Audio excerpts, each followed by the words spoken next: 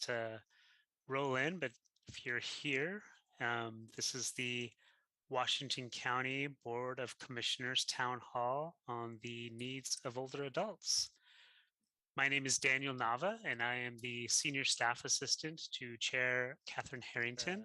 Recording in progress. If you're here, and I am the host for today's event. And yes, so go ahead and get started officially. Welcome, everybody, to the Washington County Board of Commissioners Town Hall on the needs of older adults.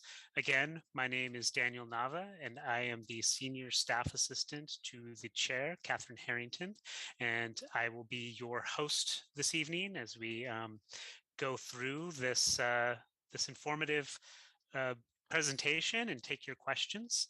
To start things off, I'm going to kick it over to Victor, our Spanish language interpreter, and he will give some instructions about how to get this presentation in Spanish. Thank you very much. Sí, muy bienvenidos a todos. La reunión de hoy se ofrecerá en inglés y en español, así que tome un momento ahora para seleccionar el idioma en el que le gustaría escuchar la presentación hoy. Si se une a través de una computadora de escritorio o portátil, haga clic en el icono del globo con la leyenda Interpretation o Interpretación ubicado en la parte inferior derecha de la pantalla de su computadora. Si está usando la aplicación de Zoom a través de un dispositivo móvil como un teléfono inteligente o tableta, presione los tres puntos con la leyenda más o more en la parte inferior derecha o superior derecha de su pantalla y seleccione el idioma que prefiere escuchar. Si desea escuchar la reunión en inglés, seleccione inglés, o si prefiere español, seleccione la opción de español y puede cambiar de canal en cualquier momento para escuchar la presentación en otro idioma, pero debe seleccionar uno para escuchar todo el contenido de hoy. Si tiene dificultades para encontrar estas opciones o tiene alguna pregunta, por favor envíenos un mensaje y vamos a hacer lo mejor posible para ayudarle. Muchas gracias y bienvenidos. Welcome everyone. Today's meeting will be offered in English and Spanish, so please take a moment now to select the language you'd like to hear the presentation in today. If you're joining us through a desktop or laptop computer, please click the globe icon with the legend Interpretation located at the bottom right of your computer screen. If you're using the Zoom app through a mobile device such as smartphone or tablet, press the three dots with the legend More at the bottom right or upper right-hand side of your screen and select the language you prefer to hear. If you want to hear the meeting in English, select English, or if you prefer Spanish, select Spanish. You can switch channels at any moment during the presentation in the other language, but you must select one in order to hear all today's content. If you have any difficulty finding these options or you have any questions, please notify us through the chat or raise your virtual hand, and so that way we can help you. Thank you and welcome. Oh, and one more thing. We also have the slides available in Spanish, so we'll put it in the chat, a link, so you can access them in Spanish. Una cosa más que también quería mencionarles es de que las diapositivas están disponibles en español, así que vamos a poner un enlace en el chat para que pueda accederlo en español y así poder seguir con la conversación hoy. Gracias. Thank you. Thank you so much, Victor, for those wonderful instructions, as always. Marcus, go ahead and advance the slide and we'll get things going. First step in this process is to kind of set up the rules and engagement for tonight's town hall, and we're going to go over some of the Zoom options for being able to submit questions and engage in this event. Go ahead and advance, Marcus. First thing is the Zoom setup. As Victor had already said, we have interpretation in both English and Spanish, and you can access those from the interpretation button at the bottom of your screen for whatever you'd like to hear. Go ahead and advance, Marcus. We also have Zoom set up for the gallery view, and for the speakers and interpreters, you can change your view at the upper right-hand section of your screen, and that may help you to see the presentation better and modify things as you see fit. Go ahead and advance, Marcus. In order to submit a question, you will see that there is a Q&A button at the bottom of your screen, and you can use that to submit a question, and it'll go into our queue. of questions to answer. You can also use the chat box at the bottom of your screen and submit your questions that way. Go ahead and advance, Marcus. Next, I'd like to take a moment and do a land acknowledgement, Washington County's land acknowledgement. Here we go. We want to acknowledge the people on whose land we live, the Atafali and sorry, start again. I have the setup here. Thank you. We want to acknowledge the people on whose land we live, the Atfalati and Kalapuyas, also known as the Tualatin Tribe of Kalapuyas, the first inhabitants of Washington County. We are grateful for the land we are on, Kalapuyan land. Signers of the Willamette Valley Treaty of 1855 were removed from their homelands to the Grand Ronde Indian Reservation. Today, their descendants are tribal members of the Grand Ronde and Siletz tribes, carrying on the traditions and cultures of their ancestors. We acknowledge and express gratitude for the ancestors of this place and recognize that we are here because of the sacrifices forced upon them. Remembering these communities, we honor their legacy, their lives, and the continuation in our community. Please reflect on the role government has played in the painful colonial history and reflect as well on the resilience and healing of the Indigenous lands and communities. We would like to invite everyone to collaborate and work with the tribes and to take care of the land and water and the people who inhabit these spaces. Thank you. Marcus, go ahead and advance to the next slide. So here's the sort of ideas that we would like everybody to, who's participating tonight, to just remember and engage with before we get started. The town hall participation information, please participate with intention and listen to everybody's comments and reflect on them as we move along. Please appreciate the diversity of perspectives that we may have tonight. Maintain this as a respectful space in our engagement and discussions. Create an opportunity for everybody to engage. Try to answer questions to people who are new as we move along, and rather than answering the same people over and over again, try to rotate things. And only one question or comment to make room for everybody, as I had said. So at this point, we'd like to take a quick pause, and for anybody who came in late or is just signing in, to have an opportunity to hear from Victor again as to the Spanish language interpretation options. Victor, could you repeat those for our latecomers, please? Thank you.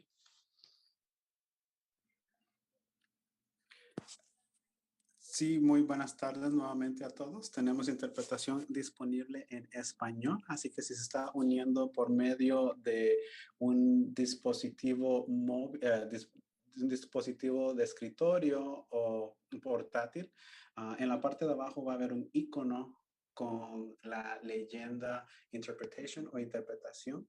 Haga clic ahí y ahí puede seleccionar su idioma.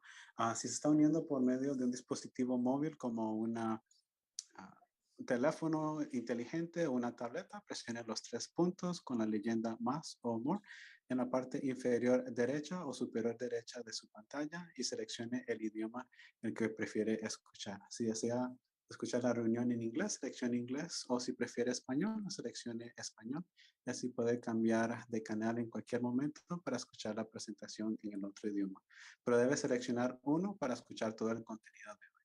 Si tiene alguna pregunta o alguna duda, por favor envíanos un mensaje por el chat o levante su mano virtual por Zoom para poder obtener ayuda. Muchas gracias. Welcome everyone. Today's meeting will be offered both in English and Spanish, so please take a moment to select the language you'd like to hear the presentation in today. If you're joining us through a desktop or laptop computer, please click the globe icon with the legend interpretation located at the bottom right of your computer screen. If you're using the Zoom app through a mobile device such as smartphone or a tablet, press the 3 dots with the legend more at the bottom right or upper right hand side of your screen and select the language you prefer to hear.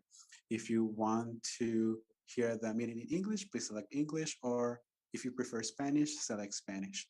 You can switch channels at any time to hear the presentation in the other language, but you must select one in order to hear all of today's content. If you have any difficulties or any problems, please let us know through the chat or raise your virtual hand so that way we can assist you. Thank you and welcome. And also we have slides in Spanish. So we'll put the links in the chat again so that way you can access them and see them as we continue with the presentation today. También tenemos diapositivas disponibles en español, así que vamos a poner el enlace en el chat para que así de ese modo pueda seguir la presentación de hoy en español. Gracias. Thank you. Thank you so much, Victor, for those instructions again. Marcus, could you go ahead and move to the next slide, and we'll have our Board of County Commissioners introduce themselves. First, we'll have Chair Kathryn Harrington. Good evening, everyone. I'm Kathryn Harrington. I'm the elected chair at large. All voters in Washington County have the opportunity to vote on the chair position. I'm delighted to have you here tonight. Thank you. Thank you, Chair Harrington. And next, we have District 1 Commissioner Nafisa Faye. Thank you, Daniel. Hello, everyone. My name is Nafisa Faye, Commissioner for District 1, which is majority of Beaverton, Cooper Mountain, and Reedville area, so unincorporated in the city of Beaverton. Good to be here and look forward to our discussion and questions this evening. Thank you, Commissioner Faye. And next, we have District 2 Commissioner Pam Treece. Good evening. I'm Pam Treece. I use she, her pronouns, and I am District 2 Commissioner, as mentioned. District 2 includes Bethany, Cedar Hills, Cedar Mill, Raleigh Hills, a part of Garden Home, and has a large percentage of unincorporated area. So thank you for all being here, and I'm looking forward to our discussion. Thank you, Commissioner Treece. And next, we have District 3 Commissioner Roy Rogers. Good evening. I'm not seeing myself on the screen, but I presume I must be. I'm Roy Rogers. I represent District 3, as mentioned, that is everywhere from North Wilsonville to Walton, Sherwood, Durham, King City, Tigard, a whole lot of area that abuts District 4 in the rural areas and come up through Metzger and Garden Home. Thanks for appearing with us tonight, everyone. We're anxious to hear the conversation. Thank you, Commissioner Rogers. And last and not least, we have District 4 Commissioner Jerry Willey. Thank you, everybody, for coming tonight. Jerry Willey, District 4, which is basically everything west of, let's say, Cornelius Pass, a good portion of Hillsborough, and then several of the other smaller communities, Cornelius, Forest Grove, Gaston, Banks, and North Plains, and all of the rural areas. So I also am the County Commission representative on the Daves Committee. So I'm looking forward to the dialogue tonight. Thanks for being here. Thank you, Commissioner Willey. Marcus, would you mind moving to the next slide? And now we'll begin our staff presentation from the Daves supervisor, that's Disability, Aging, and Veterans Services, Rebecca Miller. Rebecca, take it away. Thank you, Daniel. Thank you, Chair Harrington and Commissioners, for inviting us to present tonight on aging services in Washington County. I wanted to let you know that I'll have some support to answer questions and to help you answer some questions as well later. So I also have with me, sort of in the wings, Randy Mifflin, who's our Aging Services Supervisor, Vicki Horn, who's Veteran Services Supervisor, and Sandra Castaneda, who's a Program Specialist with Disability, Aging, and Veteran Services, which is a part of the Health and Human Services Department here at Washington County. You can turn to the next slide, please. So I'm following along with my slides and notes too, so apologize for looking away from the screen. So my name's Rebecca Miller. I use she, her pronouns, and I do work as the supervisor for Disability, Aging, and Veteran Services. As well, in that role, serve as the Area Agency on Aging Director for the Washington County region, which is a federal designation under the Older Americans Act. So I get to wear two hats. So our offices are here to help older adults, veterans, and people with physical disabilities to access information and resources that help maintain independence and enhance their quality of life. You can go to the next slide. So who we serve. We serve the people who live in Washington County. We're really focused on people over 60 and their caregivers. people over 55 who are caring for a spouse or a partner with dementia, and for those that will also be caring for children that are over 60, caring for children. We also work with people over 18 with a physical disability, and of course, veterans and their families. We have a special focus on, in addition to that, in reaching folks that are living at or below the 185% of the poverty level, the federal poverty level, working with LGBTQ+ identified veterans and older adults, Black, Indigenous, and people of color, as well as people aging with HIV and people experiencing language barriers. So we have a broad focus, and we also narrow that to make sure we're helping to address folks that may experience barriers to reaching our services. And you can go to the next slide, please. So a little bit about the population here in Washington County, the older adult population. So this data these are 5-year estimates. There is new data that's come out. So this will have some slight updates to it, and we'll be posting that with our next area plan. But for now, this is the most stable data we have. So there are approximately 590,000 residents, and or about 19% are over the age of 60, 9% are over 85, and our older adult population is growing, and it is currently overall less diverse than the general population.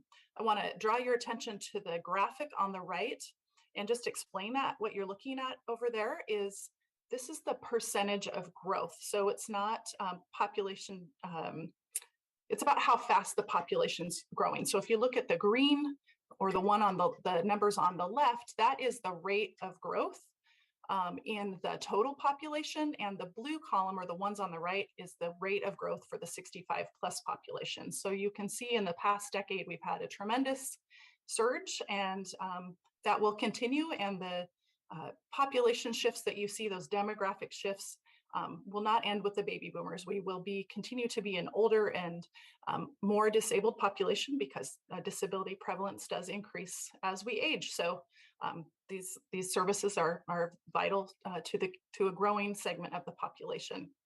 Overall, in Washington County, 10% experience a disability, and greater proportion of American Indian Alaskan Natives experience a disability. So as a percentage of the population, they're just one of the most disabled segments when you look at cohorts. So I thought it would be important just to call some of those things out. Overall, 7% of Washington County residents are veterans, 45% of those are older adults, and 33% served in the Vietnam era, and then the remaining served in other conflicts or peacetime. Next slide. Thank you. So what you're looking at here is a snapshot of some of the results of a recent needs assessment we conducted in 2020. We surveyed the community, and also worked with community-based organizations to do interviews. And we heard from approximately 900 folks. Half of them were female, 6% identified LGBTQ+, 33% identified in the Black, Indigenous, and as people of color. And we talked to folks in 8 different languages. Overall, some of the biggest needs that we heard from as a group was folks were wanting accessible transportation, veteran services, support for a chronic illness or pain, access to food and nutrition, just help buying food and getting access to that, and then access to legal services. Now, when you look at this graphic, what you see is some of the more focused populations, some of the needs, and I wanted to show this one to highlight just some of the variances that we see in the community and why we choose to focus on some of the areas that we do and target services in that way. Through the needs assessment, we heard themes. We did it in 2020, so we talked and heard a lot about COVID-19, social isolation, people wanting to experience life free from discrimination, particularly in the LGBTQ+ community, and from the Black, Indigenous, and communities of color. Folks talked about a lack of places to meet, and of course it was a pandemic, so that skewed our results a little bit there. But folks did talk about wanting more mental health support, access to transportation, help paying for housing, And they talked a lot about the barriers they were accessing to reaching services, things like language access, culturally responsive services, and help navigating systems, ours and others like Social Security and Medicaid, Medicare, things like that. So I'm just going to leave the slide up. I'm not going to talk about it. It's there visually to look at. But if questions come up later, I'd be happy to answer those as we move to that portion. So you can go to the next slide, please. So DAVES, Disability Aging and Veteran Services, or DAVES for short, offers a variety of programs, too numerous to name in detail here tonight. So I'm going to focus on a couple and invite you to contact our ADRC, which I'll tell you about in a minute if you have some questions or want connection to those.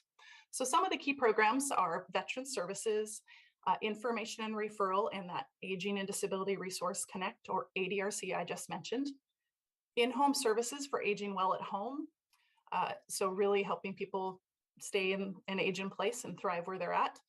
Family caregiver support, nutrition services, legal assistance and elder rights protection, long-term care, options counseling, Medicare counseling, a variety of training and education, both for professionals and folks in the community, and then system navigation and advocacy. And on that one, I want to give a plug for what Commissioner Willey mentioned about our Aging and Veteran Services Advisory Council. If you are passionate and interested in getting involved around services, we'd love to have you come be a part of our advisory council to our division. Next slide. Thank you. So how do you reach our services? Navigation is always, it's hard. There's a lot out there. So we have a wonderful program called the Aging and Disability Resource Connect, staffed by specially certified team members who answer the phone and can help direct you to the services that are out there in the community. You'll see an 800 number there. That means from anywhere in the state, you could call, plug in your zip code, and get connected to the local office in your area. So it's true that even if you had a family member in Texas and wanted to call us, we could connect you to the Texas office that could help you. So it's a pretty amazing service. And then the website is there that's also searchable, adrcoforegon.org. You can plug in a zip and the type of service you want, and you'll see a plethora of resources. So you don't have to know it all. Call us and we'll help you find it. Next slide. Thank you. Oregon Project Independence. So this is a program that helps people to remain in their home through services that come to them about 15 to 20 hours per month, depending upon the need of professional support. So things like bathing and dressing, housekeeping, using the bathroom, getting transportation, meal prep, and other things that might come up. So this program is really a cornerstone and designed to help people age in place. Next slide. Thank you. Family Caregiver Support Program. So this helps our caregivers who are helping their loved ones to age in place.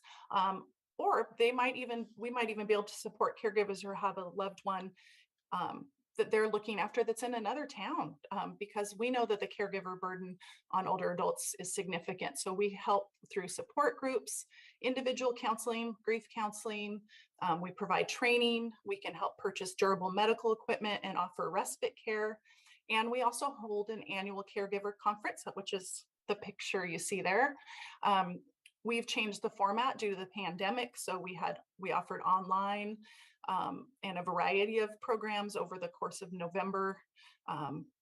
So it changes, and it's really adapts to the needs of the community and what we hear.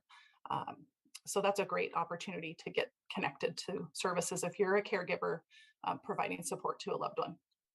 Can you turn to the next slide, please? Nutrition services. So these are a combination of home delivered meals as well as congregate meals or place-based meals where people might gather, like a senior center or a community center.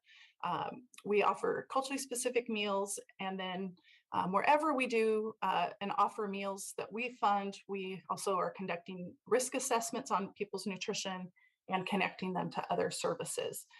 Many of you have probably heard of Meals on Wheels people. We fund them to do our home delivered meals, as well as a number of congregate meal sites. And we also offer and support a meal site through Immigrant and Refugee Community Organization, or IRCO, and Central Cultural. And then we also fund a meal site at the Marjorie Stewart Senior Center in Sherwood. There are other meals services out there. These are the ones that we fund that I just mentioned. And then they also support those with some additional funding. Next slide. Legal assistance and elder rights protection. So really what we're here for is to raise awareness of elder abuse in all its forms, which can mean self-neglect, could be financial, it could be fraud, could be financial exploitation, and or physical, mental, but all those are forms of abuse. So we offer gatekeeper training directly to organizations who are of, like say post office or banks, who are in a position to recognize potential signs of abuse and report that. So the training is about helping create a bunch of advocates in the community and folks that can help prevent that abuse and report it when they see it. We also fund legal assistance and information in the community through Oregon Law Center, and then offer additional classes and training on legal issues for older adults, of course. Next slide, please. Options counseling, so long-term care options counseling. This is really an interactive process for the older adult, their family members, or anyone else they want to include in decision-making for their long-term care planning. So many of you have probably experienced or witnessed when a family member, something changes in their health condition, and you're faced with a decision. We can help with that. We can do advanced planning, support you to do some advanced planning as well.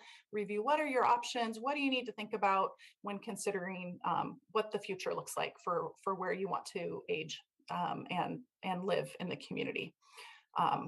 Next slide.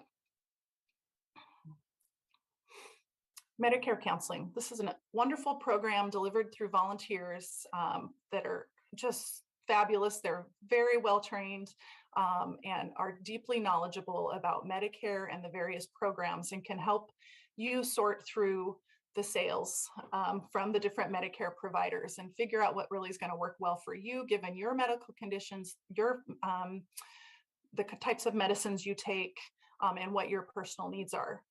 So during open enrollment, which happens in the fall, you can set up an appointment with our office, and we'll help talk you through that and help you make the decision about what's going to work best for you. That's free and independent services. And then we can also help with filing grievances or appeals and help you understand your Medicare bills. Next slide. This is a big one, social connection and community. So year round, we offer these great, just a variety of classes on so many things that really help people stay connected to each other and get engaged with their community, grow personally, and continue just to live their best possible life out with each other and in community. So we train trainers who deliver programs and also do some services directly as well. So we do this with senior centers, community organizations, Washington County Library Services, things from LGBTQ awareness and support, both with professionals and with folks. We are doing trainings to help support grand allies. So a grandma, say, who just found out her granddaughter's coming out, how can she be the best supportive grandma?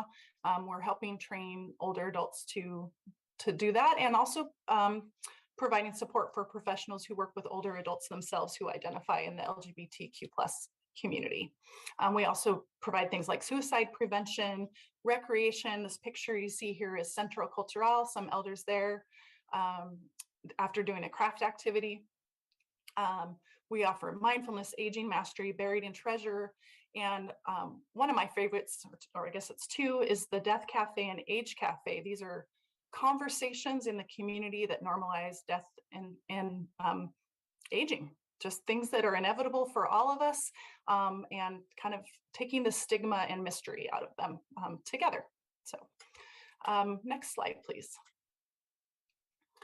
For this slide, this is veteran services. We connect people to their benefits. Our specially trained veteran service officers do great work to get you all veterans connected to the benefits you're entitled to. And to tell you more about this program, I think this animated video that we created is the best way to explain it. And so Marcus is getting that teed up for us.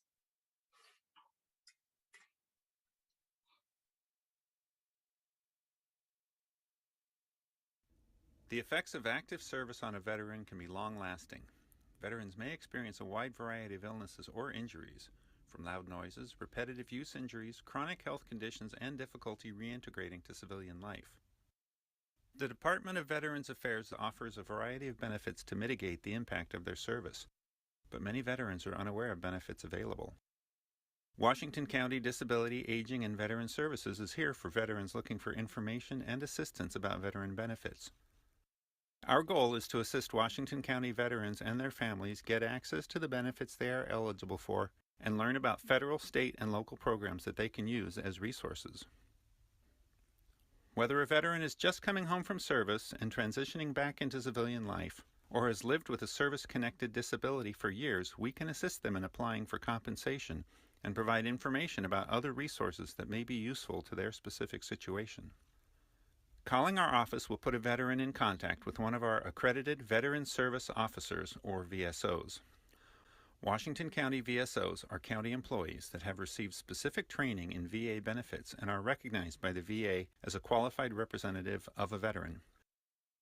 We can explain the claims process, initiate claims, and assist in gathering required records and evidence.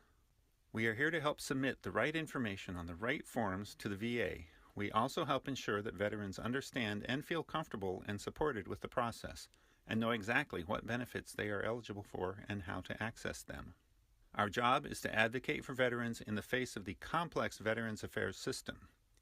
We can help be a bridge to understanding how the VA's different parts work together and help apply for services like health care, disability compensation, and pension benefits. It's easy to feel overwhelmed and lost when trying to navigate the red tape of the VA. We partner with the Oregon Department of Veterans Affairs to help overcome the challenges of applying for benefits. That's why we're here, to help support veterans through the process and get them the benefits they deserve. Call us at 503-846-3060 to know more about how Washington County Disability, Aging, and Veteran Services can help veterans claim their benefits. If you're in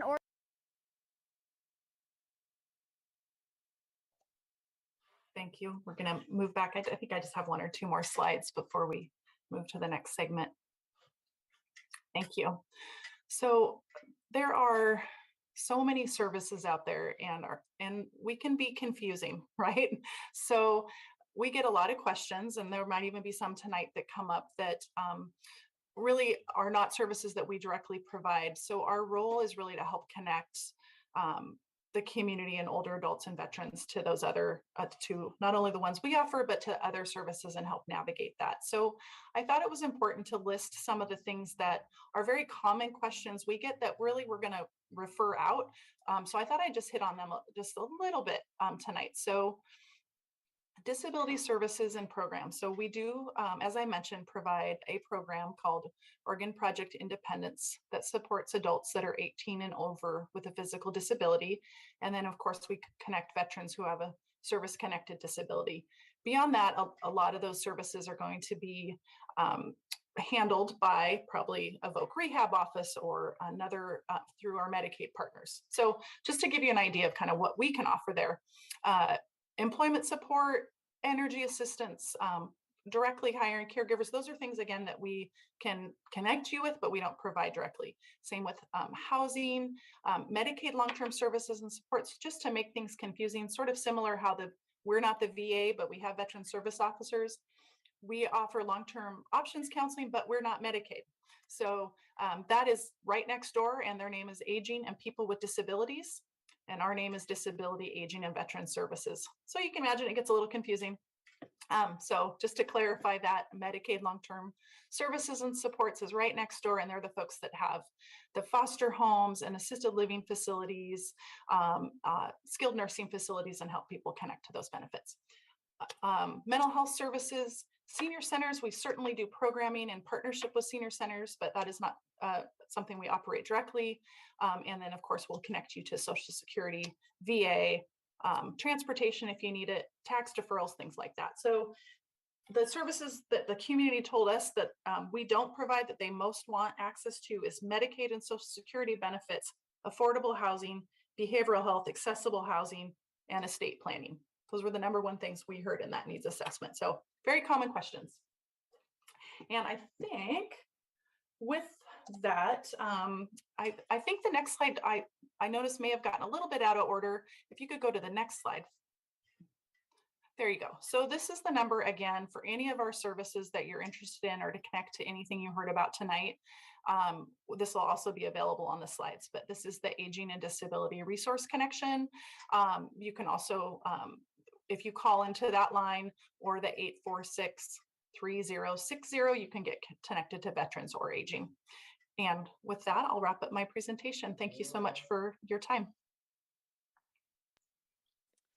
Thank you so much, Rebecca. That was so helpful and informative. And we even have some testimonies in the chat about how helpful your services have been to the community.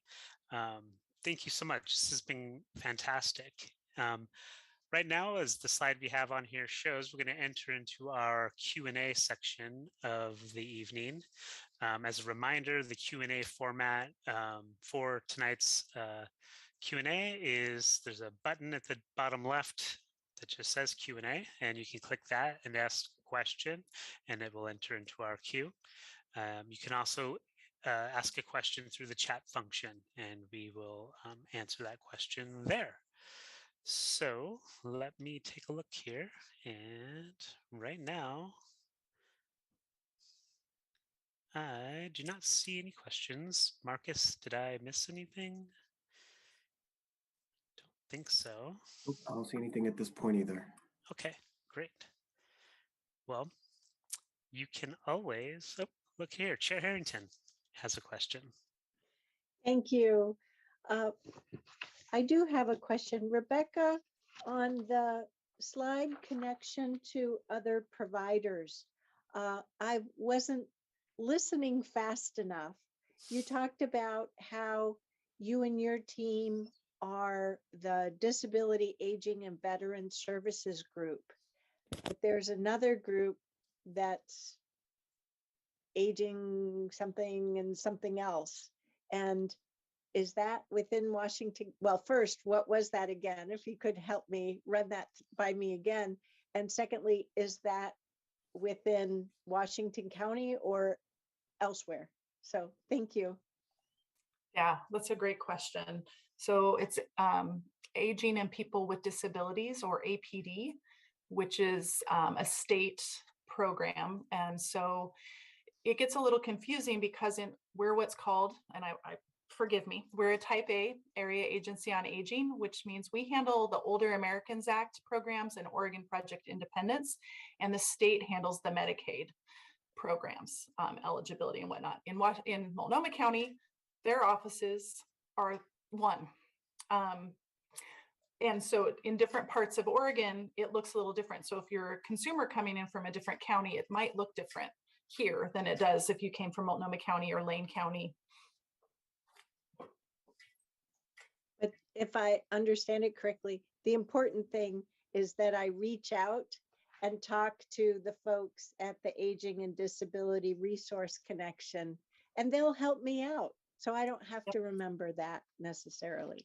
There are resources there to help me sort through it.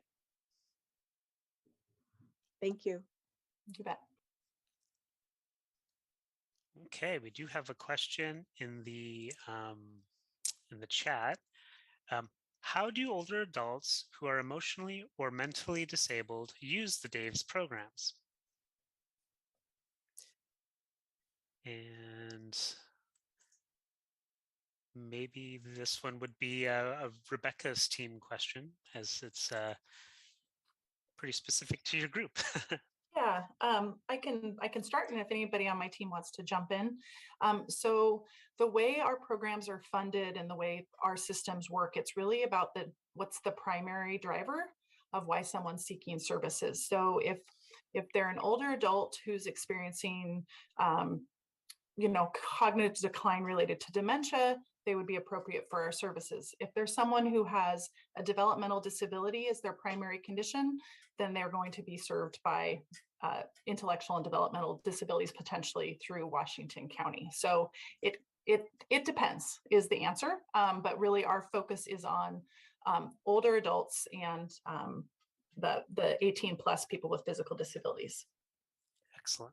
And your team, you could just call your team and they'd be able to figure out which way to go, right? Yes. And excellent. And I will just say that, as we age, people with developmental disabilities age, people with mental health conditions age as well. So that's where really connecting, and those folks are within our same department. So we do work and talk to each other to try and provide the best support to people. Excellent. Commissioner Rogers, you have your hand up. Sure, thank you very much. This question is to Rebecca specifically.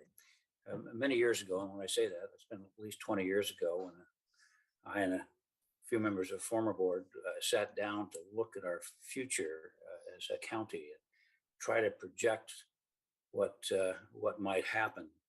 One of the concerns was that we might indeed have a significant amount of changing demographics and what kind of services might be offered to those folks who are needed by that age group. Now, 20, 25 years later, whatever it might have been, I'm looking and saying, do we have, Rebecca, some projections, some thought? I'm asking you to get your crystal ball out, and I apologize, but what do you think is going to happen in terms of the demographics of a county? Are we going to be much like other metropolitan areas, or are we going to have a very different age demographic than we see today? And what kinds of demands and what kinds of responsibilities do you think the county is going to have? What kind of needs? So broad question, you take and hit that one out of the ballpark any way you want. Thanks. I had the benefit when I formerly worked at Multnomah County to see the Portland State University's population projections. It's a pretty complicated, that demographer work to make these projections. So I don't have that at my fingertips, but I can just say generally the trend that we know will happen is that because of access to healthcare, access to vaccinations, we are going to live longer. We are going to live longer with disabilities. So just as a society in general, as a nation, as a world, we will be older and we will be more disabled as a population. We also know that baby boomers, as they age, they've changed every single system they've come across, from preschool to the invention of diapers and baby formula to the way we work. And now what we're seeing is that boomers, as they're coming up, maybe don't necessarily want to engage in services in the same way. And so, we're having conversations of what does the future look like for where people want to get services? Is it multi-generational? Is it a senior center? Is it a multicultural senior center? Is it they're engaging a lot at our library? So I think we're changing. We have technology now. So I think the way we serve people is changing, and we're learning. So if I were to have a crystal ball, I would say, we know we're aging, we know we're going to be more disabled, and we're really diverse in what we want. Can you expand just a little bit? And I apologize to the group for me kind of trying to dive a little deeper into that. I think you're absolutely right. I think people are going to say, you're what do you mean you're retiring at 95? You're going to live to another 60 years. What are you going to do? So if we don't change some of our thought patterns on working force or length of time, and people retire and they have the disabilities that you're referring to, is your department, you may be talking with Tanya or whatever the CEOs of it, what are you doing to project your needs? And not that you're going to be, projections are very difficult. And I apologize for asking you, but it's fascinating to me, because I think that some future board is going to say, we really didn't position ourselves in such a way to address that. They could have seen it back in 2022 or maybe 2030 or whatever, they'll look back to. Are you doing that? Is your department doing any forward looking and saying we need to be prepared? Because this board that I currently am with is very engaged in those kinds of things. They're very interested to know where we're going, not just where we've been. So I'll stop with that. Well, I think that's a great question. So we project about 4 years out as by contract requirement and under the Older Americans Act. But those are questions I think as part of just our work in the field is trying to imagine what people will want. And part of it is talking to people and imagining for ourselves what they want. But in terms of long-term visioning, I'd love to do more of that as we're thinking about facilities. What do we need? What we've learned through the pandemic and how to reach people. I think we can kind of look back to look forward, but in terms of formal visioning, I'd love to, but no, I can't, I have my master's in public administration and graduate certificate in gerontology. So I read all the things, I'm engaged in all the stuff, but in terms of a formal Dave's long-term, how do we hit this need? It's a gap. We could love to do that. Okay, we've got a nice slate of questions here now. So I'm going to take them in the order in which I received them. Oh, I'm sorry, Commissioner Rogers. Oh, yeah, okay, great. Okay, so the first question is, where do I go to find how to engage in county decisions as an older adult? If I have limited computer skills, using Zoom is difficult for me. I'm interested in transportation and other land use issues. I applaud the efforts to engage with BIPOC populations, but what are you doing to ensure that older non-BIPOC populations are able to provide input into important county decisions?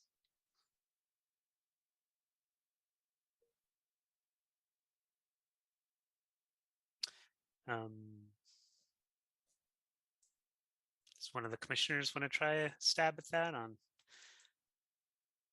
how to provide input for older adults on county decisions who might not be able to Zoom engage? I'll start. We will be in the future returning to our in-person meetings. But as you point out, there are also transportation issues that people may have for getting to and from the county decision. We are also, I'm trying to look at the second part of your question. We are also continuing to use as many tools as possible to help engage folks, through social media, other apps.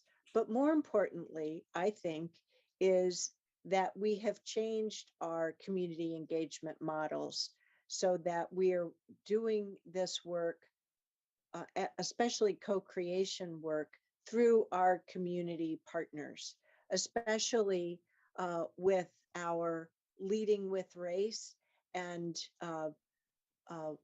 working with groups across the county. So we also check in. I know I have attended a Beaverton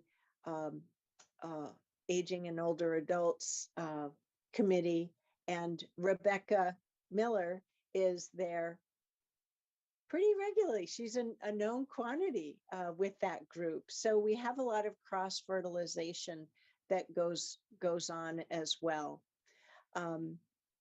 So we're trying. We've made some improvements and we will continue to work on it. So thank you very much for your question. And There may be some contributions from other commissioners in answering your question, and also through the town hall Q&A, if there is additional information we have to share, we'll include that as part of the town hall Q&A tool as well. Commissioners, do you have additional thoughts? Go ahead, Commissioner Treece. Thank you, Chair. And again, thank you for this discussion. It's a great one. I really appreciate that question, and I do believe that our CPO structure is a place that we may be able to engage the older population. I know transportation to and from in-person meetings could present a difficulty, but I think the question was really about an interest in transportation and land use issues. So that CPO structure would probably be the place. And as we're working through our revisioning process, I'm taking away from this conversation a piece about the engagement of older adults as we look at how we structure. So I'm learning something here tonight that I'll be taking forward as well. And I believe that Marcus has put some information in the chat as well. So thank you for the question. I will also add that County Administrator Angie has chimed in that we are including this as a part of the new community strategic planning process. And so more ways to engage with the board is very conscious on our leadership's mind, and finding ways to connect all community members with the board and to be a part of the process is one of our commitments. Next question. If I have a neighbor who I do not know very well, but seems to be struggling with symptoms of dementia, what would you advise? I'm not in a position to take on any responsibility, but I would like to make somebody aware. And it looks like Randy, you might be able to try to tackle that. Sure, absolutely. Thanks for the question, Rebecca. In a situation like that, without knowing a lot of details about how the person's doing, what you can do is you can call the ADRC, and we can provide you some information on who to call, or you can call Adult Protective Services directly. And Adult Protective Services is mandated to send someone out and to check on that person to see how they're doing. And what they would be looking for in a situation like that is that person self-neglecting is the term that's used. In other words, do they understand that their actions or inactions are endangering their well-being, or maybe the well-being of somebody they're taking care of or providing care to? And that would be the first line of defense in a situation like that, is to give the ADRC a call or call Adult Protective Services directly. If I could chime in on that, I really appreciate the question and Mr. Mifflin's guidance on that. That is a situation that my husband and I found ourselves in with my in-laws, where they were very conscious of their independence, and despite repeated over the years attempts across the family to help guide them into a better living situation, they just flat out refused. Thanks to a neighbor who placed that call, the protective welfare for folks did go in and do a check, and that really broke the ice. And from there, we were able to help my in-laws move into a much better living situation for themselves. They were much happier. We were greatly relieved, and it really improved their quality of life. So thank you very much for that information. There are services out there to help everyone, and that ADRC. I don't really want to use an acronym, but the resource connection is incredible. Thank you. Thank you, Chair, and thank you, Randy. Got a next question. Any specifics on outreach for helping the loneliness challenges? Yeah, I think we went over some of that, but if you can talk it again about some of that community stuff, that would be great. Sure. So we have a great program called the Older Adult Behavioral Health Initiative. And Kara Magrill on our staff works with a lot of different partners to bring those resources on board. And then through partnership with behavioral health, we have things like the Senior Loneliness Line, Oregon Senior Peer Outreach. We're contracting for reassurance, so weekly phone calls. So there's a lot of different resources available, and the best thing to do would be, again, to contact the Aging and Disability Resource Connection, and we'll get you plugged in. We'll ask you a couple questions to get the, just expect that when you call, we're going to ask you a couple questions about you and who you are, and try and identify any other needs you might have, and then make sure you're connected to those services. So there's so many. The other thing you can do is check out our website. We have a lot of events listed there that are linked. And then on the veteran side, there's a lot of great work going on. There's a meetup group for veterans. There's just a lot of great activities. And I don't know, Vicki, if you want to talk a little bit about any of the connection, any of the services you're offering there or programming you've done lately. On her way. There she is. Sure. I'm Vicki Horn. I supervise the Washington County Veteran Services unit. So we've been working hard on getting some programming available for veterans in our efforts to help prevent veteran suicide. It is unfortunately a risk factor at this point for suicide. So we partnered with K9 Calvary, and we had a event.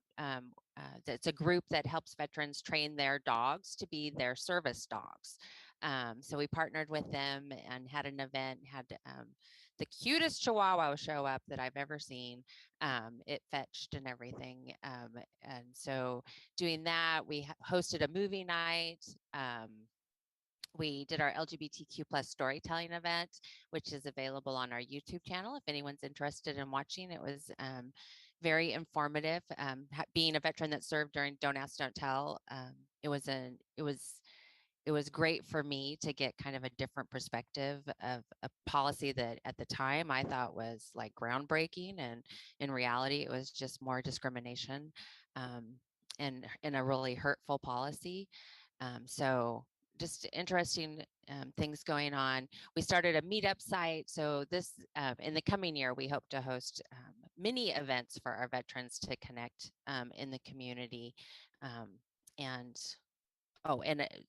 partner with Kira frequently, and we did a program about preparing for death, because there's a lot of paperwork involved in dying. And one of those things is that the VA will do is you can pre-arrange for burial needs and those sorts of things. So we partnered with Kira, and we hosted, things to talk about with your family, getting your advance directive together. How do you want your body disposed of? All of those things, getting your financial information all in one place. So did I forget any of them, Rebecca? I think that's most of the stuff we've been doing. Yeah, I think that's great. I mean, and really what I would say is that we look for a need and try and fill it creatively, whether it's through partnership or doing things on our own.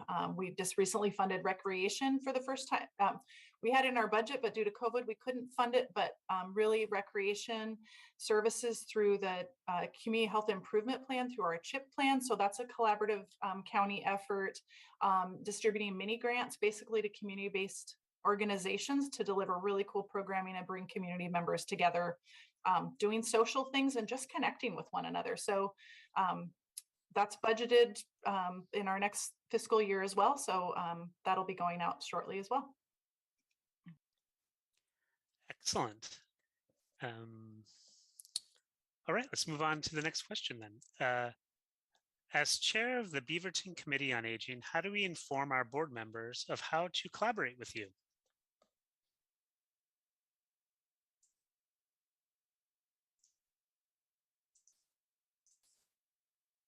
Do they mean us, the Board of Commissioners, or I believe so, or maybe do they mean the services? I would think, let's see here, as chair of the Beaverton Committee on Aging, I was thinking maybe collaborate with both. board members. Yeah. So the answer came in both. Both. I know I was invited to one of the meetings. Can't remember if that was 2020 or 2021. I know Rebecca joined me, but it was before we've had access to vaccinations like we do now, and more normalcy. So Board of Commissioner members always appreciate invitations, and we have an email address, but also a form on our website for contacting board members, so that we hopefully make it easy. And I'm sure someone can look at the website while I'm talking. I can't do those two things at once. And drop that link into the website. But our website is co.washington.or.us. And just invite commissioners. I'm sure they'd be happy to come and meet with you. And Rebecca Miller is really great at connecting with the different committees throughout Washington County and the various cities, and she and her team connect with different community organizations all across the board. You are so very well served with having incredible public servants. And she and her team also work with Washington County Cooperative Library Services, so that there is information available, activities available, resources available for people to learn more about how to age gracefully, and what activities are available to increase socialization as well. So I hope I answered your question, and I'd like to see if there are any other commissioners or Rebecca and her team for saying more.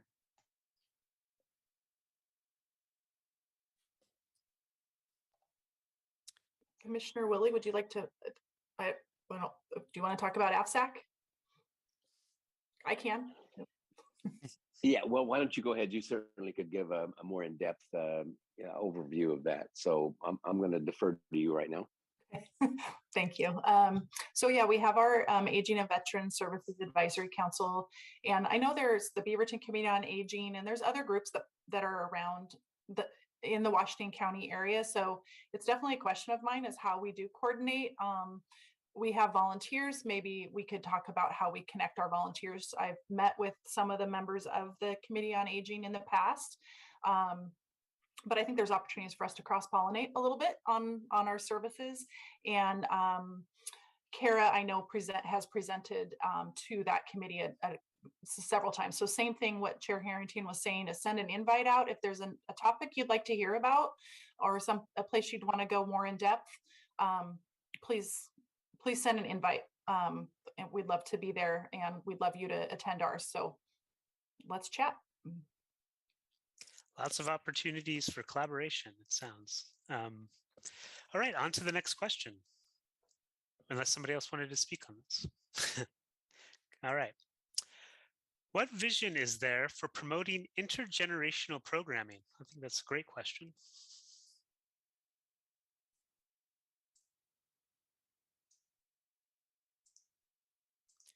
Any cross-generational programming we have? Vision for such? Commissioner Treece.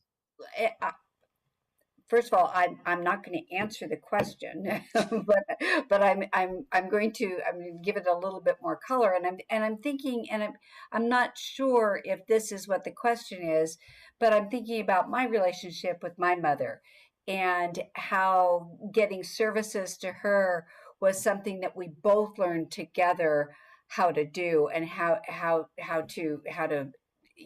reach what her goals were for safety, comfort, and a good life. But I was active in that process. And maybe that's what that question is about, is how do you work together with the generations to get the best type of service? Is that, and Rebecca, can we go to you for that answer? If that's the question. Yeah, I think, let me pull it up. So we offer some services cross-generational. I think it's really through partnerships and really how we work across our department. For instance, our response to the pandemic, we really looked at food access across the life course. So from diapers, to the end of life, how do we feed people there? So again, it's talking to each other. It's something we learned, I think, learned very well how to do it, where our gaps are and how to improve. But like our family caregiver support program, we do offer support for parents, grandparents raising grandchildren. It's actually relatives as parents is what we call it. But cross-generationally, we see that a lot of the community-based organizations that we fund are doing intergenerational work. The trick is a lot of our funding is really tied to and has some rules about how they have to be able to report on who was an older adult and find another source for the youngers, or get really creative about that. So I think partnerships, collaboration, all those things are kind of how we think about that. I know that in the like thinking about visioning, that question you put forward, Commissioner Rogers, I think that's one of the areas that is of interest to the community. So I think there's some visioning to do and strategy about how to make that happen. And I was just going to say that we also have done partnerships. We have a chat going for anything I might have missed too. So pre-COVID, we worked with the juvenile department with veterans to do some mentoring there. So there's a lot of different connections to be made. That's excellent. Lots of ways to take that, but I love the idea. Okay, let's see. Trying to sort through my questions here. Okay, the next one. Hello, I am wondering if you have any help for senior refugees who got here from Ukraine due to the war.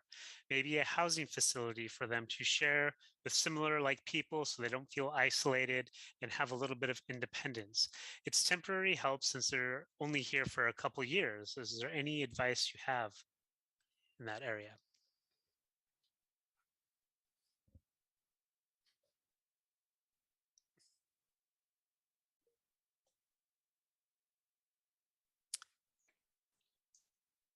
I'll start things off. It's my understanding that the state of Oregon has taken the lead to find housing and provide services for the refugees that have come to our communities recently from both Afghanistan as well as the Ukraine. They work with the different housing teams in each of the counties so that there is a network solution, and many different community-based organizations are also involved to try and ensure that various needs are met. But it can be challenging for sure. But the response is the system that is in place tries to be as helpful as possible and ensure that these new members of our communities do have support to meet not only their short-term everyday needs, but in the many weeks, days, months ahead as well. I'm sorry, I don't have any more expertise to provide. Perhaps other commissioners or our staff might, but also we've noted the question, and if there's other information we can point you to, it'll be included in the follow-up Q&A information. Thank you for your question.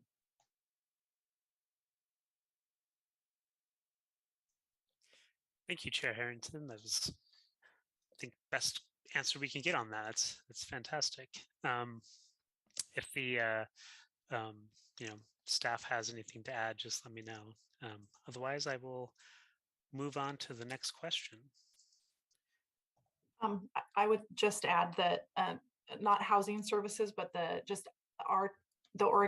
Older Americans Act funding does not depend on citizenship status or anything like that. So folks that are 60 plus, if they need any other services, access to transportation, food, the services that I described, they would be available to them. So it's not the specific service you were asking about, but we certainly serve the community. Absolutely. All right. Could I just, Commissioner Treece, yeah. Oh, thank sorry, you. I missed that. I'm going back to the question about intergenerational opportunities. I do want to call out, I'm trying to think of the name, the Bridge Meadows program in Beaverton. And it is a nonprofit that really focuses on intergenerational experiences for youth to seniors. So you may want to take a look at that program as well. Thank you, Commissioner Treece. All right. This is the last question I have so far, but it's still open. So if anybody has more questions, please don't hesitate to. Oh, Commissioner Rogers, go ahead. I don't want to jump in ahead of your question. Go ahead. I was just going to raise my hand afterwards. Oh, okay. You got it. Here's the question. What provisions, if any, exist for property tax relief for senior homeowners who live in Washington County? Without such provisions, ultimately, seniors on fixed incomes will be unable to continue owning their homes.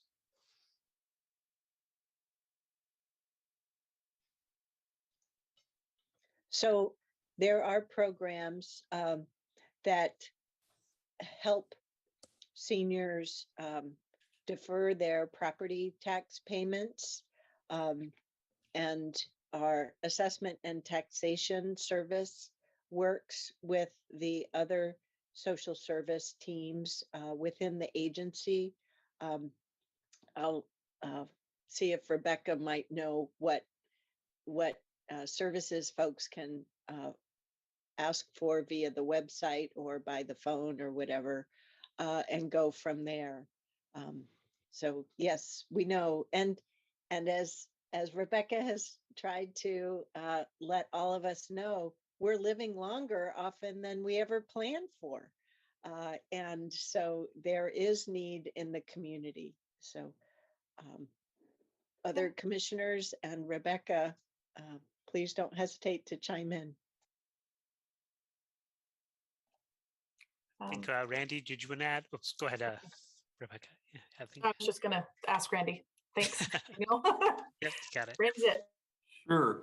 We've very recently started working with assessment and taxation. We've kind of got a little task force going to look at people that are at risk of losing their homes due to unpaid property taxes.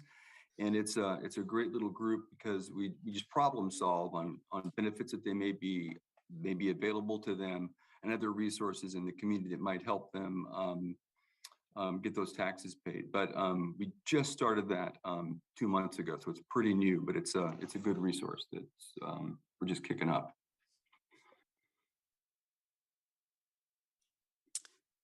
Excellent. Thank you, Randy. And Commissioner Rogers. In observation, again, that would be helpful for Rebecca to respond to me about. And I might have this wrong, but I'm one of those baby boomers, but I'm too busy running hard to think about aging too much. And I think there's a bunch of us out there. There's a lot of stereotyping, in my opinion, much as we say, gee, all people of a particular gender think a particular way, and that's not true in the least. All people of particular color think alike, and that couldn't be further from the truth. All people with certain educational or demographic think the same. And it's the same with aging. There are seniors who quite frankly, would run all of us in the ground in terms of their, athletic endeavors and what they do just to, have fun. And there are others who are younger than many of us on this call who would have a hard time with mobility, just doing very basic. So do you and your groups discuss with what they want to see? I mean, that's always the ideal. I mean, I've heard comments about how does one communicate effectively? How does they do this, or what services? You're going to face, you're young enough to do it. You're going to see in your career huge. This is my prediction. And since I won't be around, probably when you're old, you won't be able to hold me to it. But I predict you're going to see vast numbers of aged adults, which we call aged, who are going to be very mobile, in good shape, that are going to be looking for things to engage with in a community that they want to be engaged for. And so at what point, and I talked earlier a little bit about future looking at things, in your planning, are you only looking at people with disabilities? And that's not a problem. I think it's wonderful to do that. But I think that the spectrum, the population, is going to be much, much bigger than that in the future. And how are we going to take and look, are they who were sitting in these seats in those days, going to look at providing services to the 90-year-old person who we today think is old, but in those days will be midlife. I mean, they will be very robust. So do you go about talking to the various groups and saying what's important to one senior is not important to another, and what's important to one group may not be another? What is your outreach, and how do you gain that understanding so that you can be inclusive of a lot of people, just not certain folks? How do you do that? I think that's a great question. So the answer is it's a little bit of both. So our services are available to folks 60 plus, right? But the Older Americans Act in particular charges us with reaching those with the greatest economic and social need, and asks us to prioritize services. And, we really are looking to reduce, I'd like to end disparities, but I think reducing disparities is a great next step. So that is why we target services and have to prioritize, because then we start getting into funding. So how do we best utilize the resources we have to make the greatest difference? So our services, our outreach is, we're at some farmers markets is definitely reduced due to the pandemic and just staff capacity, but farmers markets, we were at Pride. We go do presentations all around the community where we can. We have our newsletter, and encourage anyone who's interested in staying informed to sign up for that. I can make sure we drop that link into the chat. Our strategic planning process is kind of where we determine how we target our services. So I agree that aging, it's not a homogenous group. The only thing we have in common is that we all are aging from the moment we're born. And there's a lot of stigma and misconceptions around aging and what's possible. So we just have to kind of focus and prioritize services based on our funding. So we do look for highest need.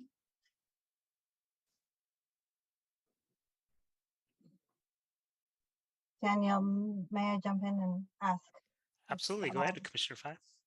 Thank you. Rebecca, this is actually a question along what you just said. And I'm wondering if you could just take a moment and speak on service utilization and the breakdown of the demographics of clients that utilize our services. I know you gave a really good presentation, and I really appreciated the population data. That was a really good slide, and also following the second slide, the survey was really good too. And I'm wondering if you could also speak the number of people that took that survey and the breakdown of their age, and if they were 55 and older, I guess that would answer it.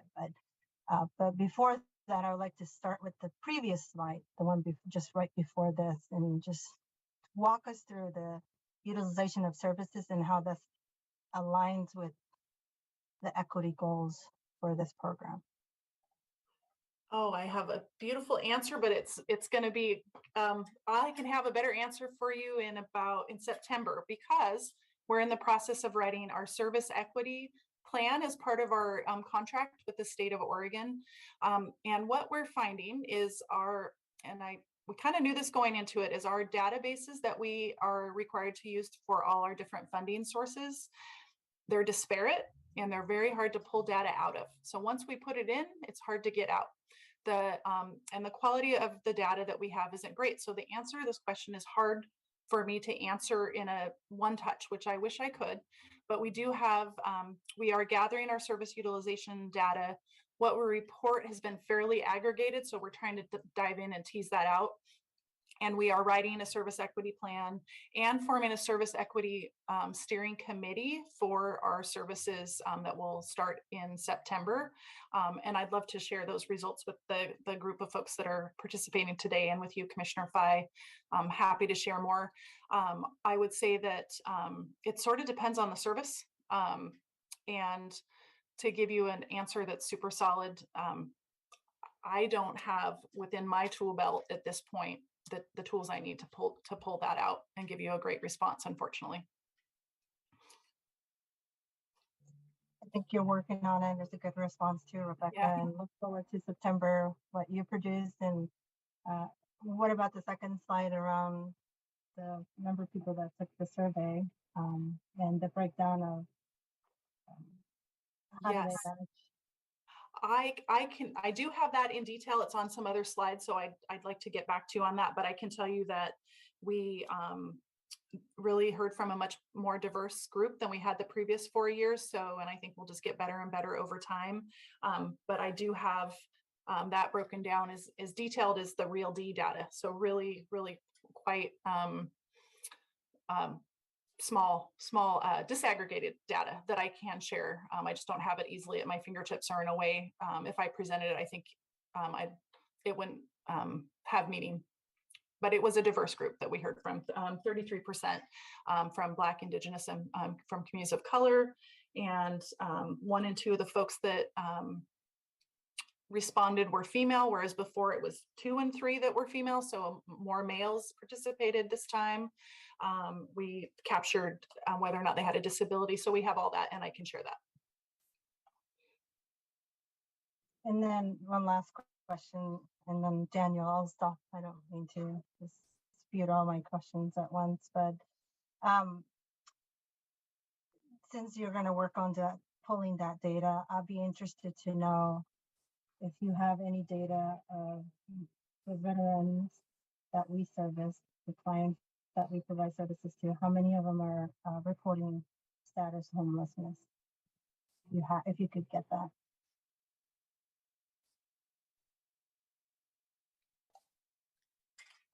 Yes, we might need to work across department, because that might be information. Vicki is just saying she didn't quite hear the last part. So you want to know of the veterans, how many of them are experiencing homelessness? Or self-reporting homelessness, yes. Can you hear me? Yes, we got that. Okay. I'm using the computer rather than the headphones that I normally use. So do let me know if I need to project more. But yes, you got the question right. I was asking the status of our veterans in terms of housed versus unhoused. Okay, yeah, we can provide that. And I can also share a little update. We don't track in our office for our services the number of veterans that are experiencing homelessness. We're going to reach out to the VA. That's the note I've got in my magic side channel here from Vicki.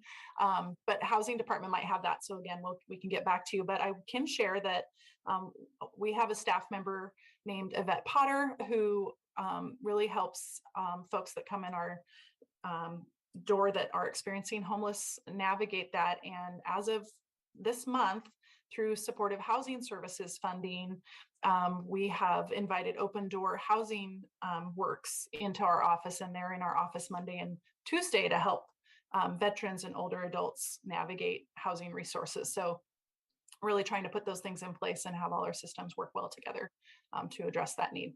But there is, we know, a higher prevalence of homelessness among our veteran population.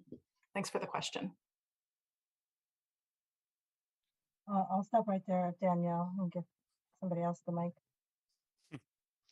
We have no more typed in questions, unless I'm missing one here. Let me see. We do have one. One moment, just got it in. Let me go ahead and just read this. Okay. I'm a faculty member in the Pacific University Psychology PhD program and run the Behavioral Health and Aging Research Lab. I have two questions. First, my colleagues and I across the College of Health Professions frequently have outreach programs and research projects focused on learning more about and addressing some of the issues discussed today: loneliness, cognitive impairment, etc. How could we best get information about our programs and research projects to the individuals who use Dave's services who may benefit and be interested in participating? There's a second question to that too, but if you want to start that, I will include that. I'll start that one. I can answer this to a certain extent. So the folks that we serve are our clients, and their information is protected. So, you know, it's really about partnership. I'm actually in conversation with a colleague of yours from Pacific who's doing a research project, and he wanted to talk with us about that. So we're just engaging with him. So really that's a reach out between our organizations, I think, and looking at that. It's all, you know, always a conversation about capacity and how we can support that and share information. We also have a newsletter. So if there's an opportunity that seems to make sense, we can also get it out. We have a Facebook page. Again, that's reaching folks that have access to the internet, which isn't always necessarily the folks you're talking about. I think it's just, let's have a conversation about that. And I'm not sure if there was someone that recently from Pacific that reached out to me, and this might be you. So good to, I guess you get to see me, but I don't get to see you. So good to connect. And the second part of the question was, second, I wonder if there may be ways that we could partner with the county to help fill some of those outreach and service needs while also providing opportunities to train the next generation of behavioral health and healthcare providers with specialization in aging, and possibly encourage these students to stay and work in the area after they graduate. I can say that Cara Magrill with the Older Adult Behavioral Health Program does offer training and has done some training out with students and different programs like that with professionals. But I don't think that was your question. I'll just say that, yes, I think that's a great idea. We need to encourage more people to get involved in aging sector and have interest. We're experiencing workforce shortages in so many sectors, and aging is not immune to that. Can I offer something else that someone gave me in the background here around the question for behavioral health from veterans? Is that okay, Daniel? Yes, absolutely. Okay, just talking about that we work with Pacific for offering exams, PTSD exams for veterans. So that's one of the ways we connect with a local university. And then Marnie was also letting us know that housing can help with some of the follow-up on the homeless veterans question that you asked, Commissioner Fye. There's an estimate in the point of time survey. And then we'll also make sure you have information about shelters and affordable housing specific to veterans. And then I think, let's see. Yeah. Mm-hmm. All right. Commissioner Fye. One last question, Rebecca. You know, the weekend and the heat wave is upon us. I think it's projected to get hotter this weekend. Any cooling shelters that will be available for older adults and veterans that you could speak to today? So there's a lot of chat going on right now about how to distribute, thinking about cooling. So I'm going to wait to see if anybody else knows of shelters, because we don't stand those up. There is a link for this, Mira says. So we will get you that link and post it in the chat with the information on cooling shelters, cooling centers. So we'll post it.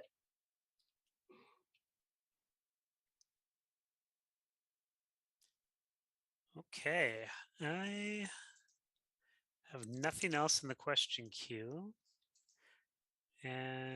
or in the chat. So we'll get the chat. We'll include the cooling. We'll make sure we get that posted as well.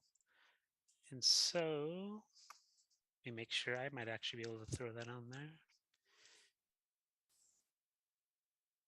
Sorry, just give me one moment as I navigate technology. Here we go. Copy. Oh, look at that. Marcus beat me to it. Cooling centers is now in the chat. So I think that if there's other questions that come in later on, we'll make sure we get those posted to the town hall website. But at this point, we will go ahead and hold on. One more thing came into our magical chat. You mentioned a newsletter. How does it go out to every household in the county? Many older people do not have a computer, and if they don't feel comfortable using it. So is there also a paper version that goes out or anything like that? We do not do a paper version. It's a conversation we've been having. I think at once upon a time it was paper and then it moved to electronic, and we're in discussion again about that. It's just the turnaround time so no, right now you have to sign up to receive that. And I promised I'll get that link in there. So I'll go find that link to get signed up for the newsletter, but it's electronic. Okay. Excellent. That should wrap it for questions. And as I was saying, if more questions do come in, we will post them to the town hall website. And now is the time to begin our wrap up here and see if any commissioners would like to share any final words. As is normal form, I'll go last. So yeah, let's start with go ahead. I'm sorry, Chair Harrington. We'll start with District 1 Commissioner Nafisa Fai. Thank you, Daniel. And thank you to the staff that organized this wonderful town hall. Thank you, Rebecca and Randy. Randy, I really appreciated the answer you provided about adult protective services, and so I'll be happy to share with others. I had no idea. I think I had a question that was asked about how do we help somebody that doesn't want to be helped around dementia, and so I'll be happy to share. I did not know. That was a new information to me, so thank you so much. And Rebecca, you did a wonderful job with your presentation. I learned a lot and really appreciated this information, and look forward to continuing the conversation, and look forward to how I can support you in terms of, if there is underutilization of any of our demographics, let me know how I can help, and just look forward to pushing this conversation forward.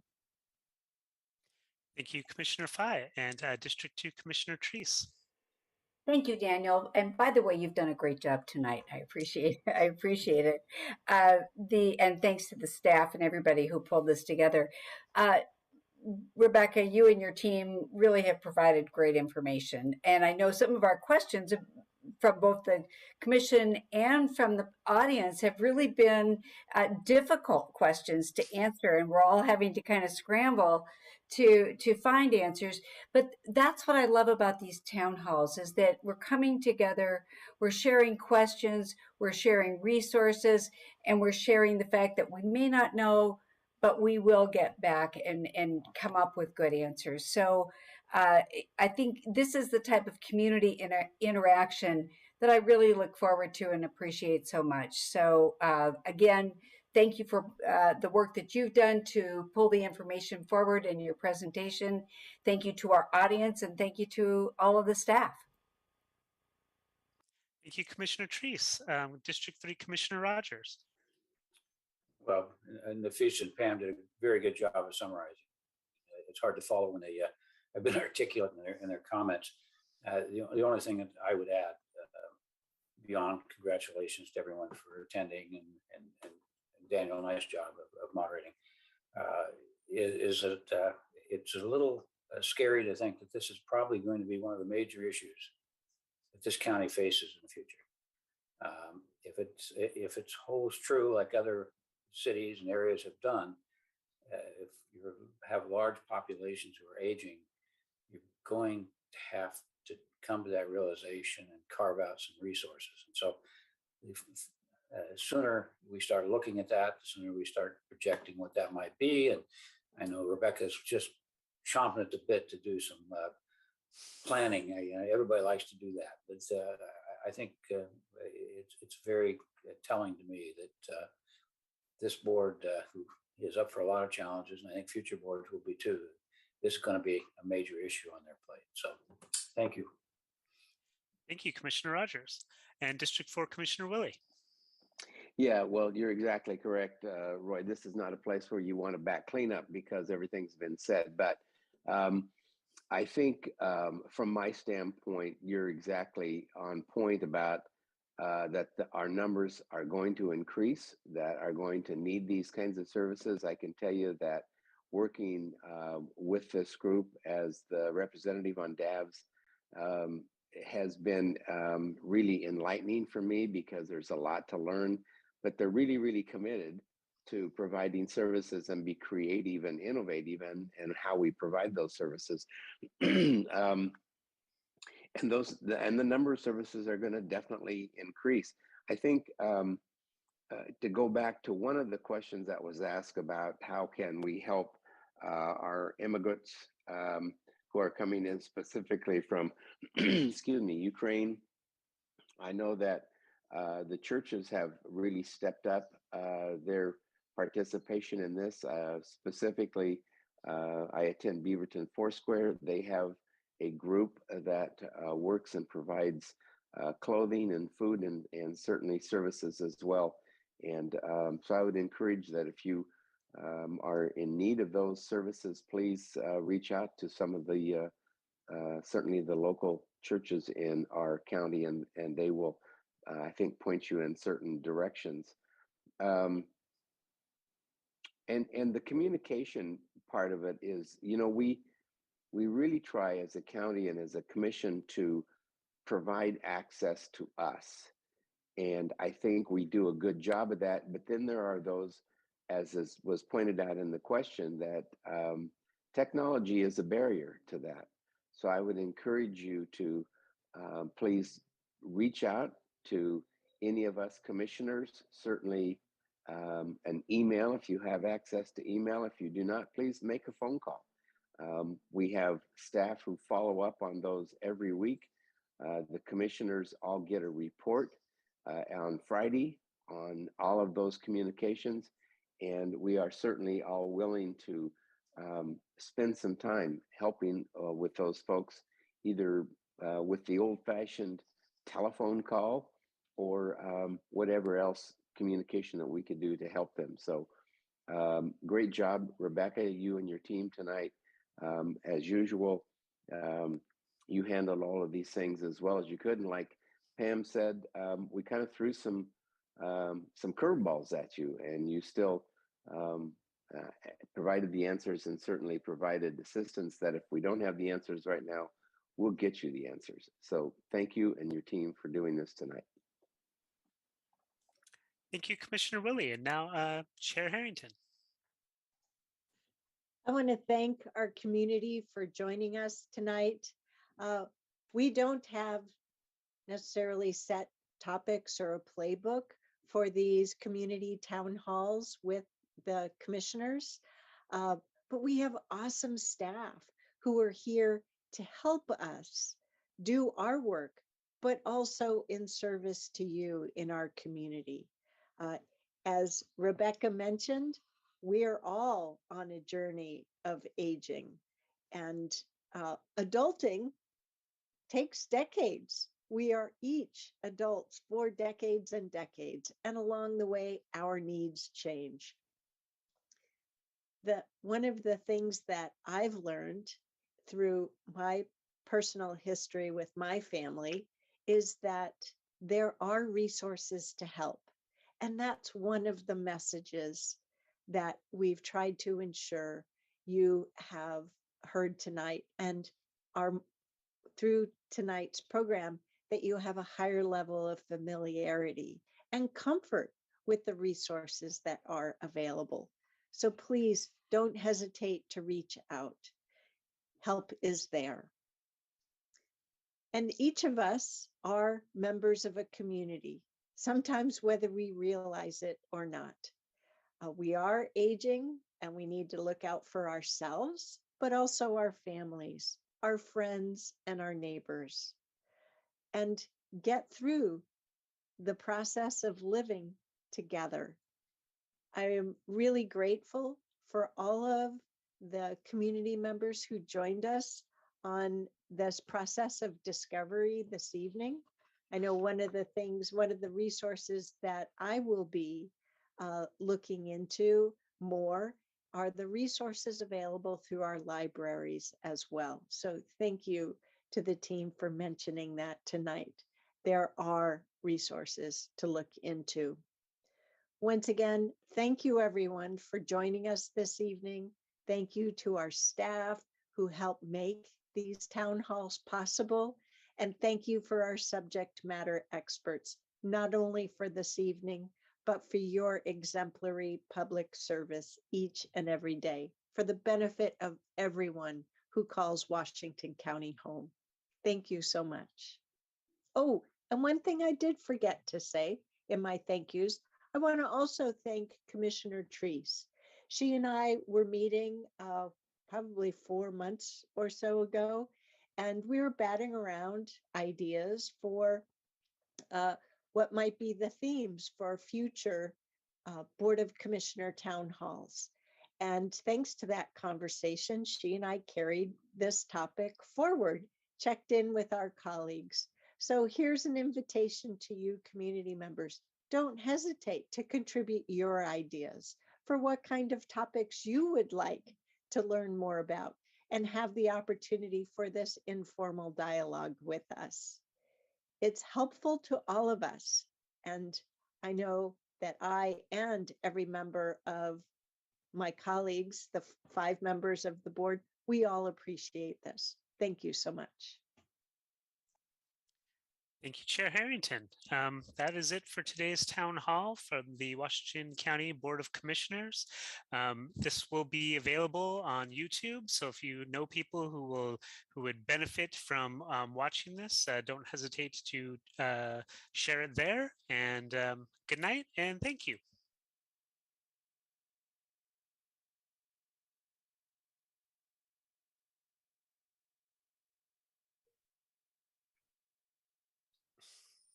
Okay.